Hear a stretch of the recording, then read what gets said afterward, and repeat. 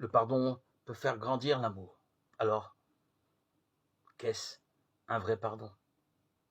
Évidemment, ce n'est pas juger, mais comprendre.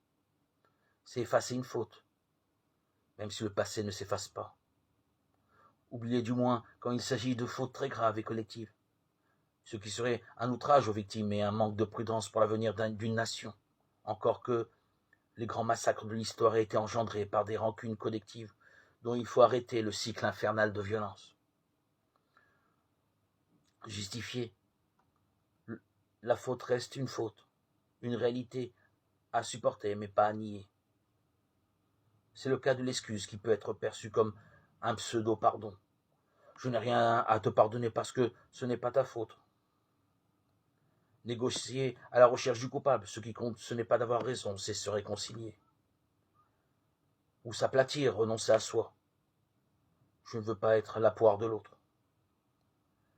Ou avoir de la clémence, où l'on se contente de renoncer à la punition, mais pas forcément à la haine.